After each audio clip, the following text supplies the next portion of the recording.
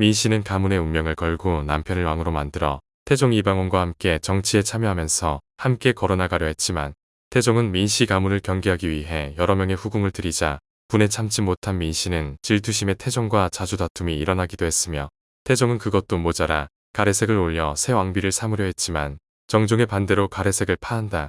남편의 행동에 크게 실망하고 분노를 참지 못하지만 더 큰 악몽이 시작되는데 태종 주기 6년 후 세자 양녕대군에게 왕위를 넘기겠다 선언하자 대신들은 갑작스러운 태종의 양위 선언에 극구 반대를 하고 일주일 넘게 항의가 지속되면서 양위 파동은 끝나게 된다. 1년 후 태종에게 상소가 올라오는데 지난해에 전하께서 장차 내선을 행하려 할 때 민무구 등은 스스로 다행하게 여겨 기뻐하는 빛을 얼굴에 나타냈습니다. 민무구 민무질은 태종이 양위 선언한다는 말에 기뻐했다는 내용이며 5년 전에는 태종이 종기로 고생하고 있을 때 민씨 형제가 9살밖에 안 된 양녕대군을 왕으로 세우고 권력을 잡으려 역모를 꾸미고 있다는 내용이다. 태종은 민씨 형제를 유배를 보내자 대신들은 형벌이 약하다며 극형에 처하라는 상소를 올리는데 태종은 대신들을 설득해 유보를 하지만 이미 민씨 형제에게 마음이 떠난 것을 눈치챈 신하들은 연일 극형에 처하라 요청한다. 민재는 상심이 컸는지 병으로 쓰러지자 원경왕후 민씨는 부모님이 돌아가실 때까지라도 동생들의 목숨만은 살려달라 애원하는데 1408년 9월 민재가 병으로 세상을 떠나자 태종은 민씨 형제의 10가지의 죄를 밝히며 사약을 내려 스스로 목숨을 끊을 것을 명한다.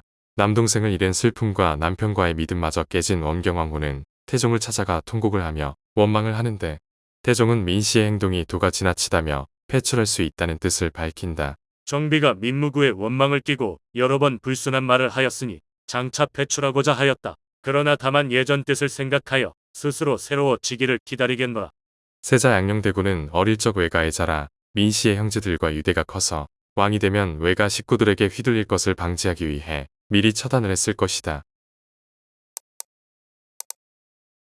원경왕후 민씨의 불행은 여기서 끝이 나지 않고 1416년 민무휴에 민무에는 사약을 받아 죽고 마는데 사건의 계기는 사또 염치용은 민무에에게 찾아가 노비소송 문제로 패소하자 억울하다며 호소하게 되고 민무에는 조카 충녕대군에게 소식을 전하자 얼마 후 태종은 염치용과 민무에를 국문시키고 의금부에 하옥시킨다.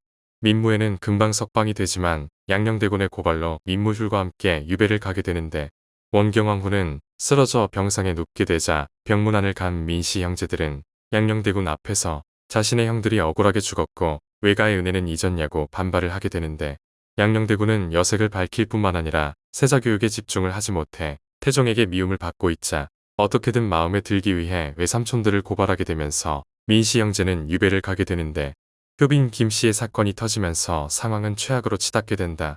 태종은 즉위한 후 외가를 멀리하기 위해 후궁들을 열어들이는데 이때 원경왕후의 여종을 후궁을 들이면서 임신을 하게 되자 질투심에 12월에 산통을 시작한 김씨와 갓난아이를 죽이려 했던 사실을 알게 된 태종은 유배가 있던 민무에 민무휴에게 자결을 명하게 된다. 남동생들을 모두 잃게 된 원경왕후는 불행은 여기서 끝나지 않고 1418년 폐세자가 된 양녕대군을 멀리 내치려 하지만 원경왕후는 눈물을 흘리며 태종에게 가까운 곳에 보내달라 부탁하여 경기도 광주로 보내졌고 왕이 된 충녕대군에게 큰형 목숨만은 살려달라 간곡히 부탁을 한다. 원경왕후는 3명의 아들을 잃고 만난 양녕대군이기에 누구보다 소중한 자식이었다. 모든 걸 체념한 원경왕후 민씨는 물러나 왕대비가 되고 1420년 학질로 인해 56세에 사망한다.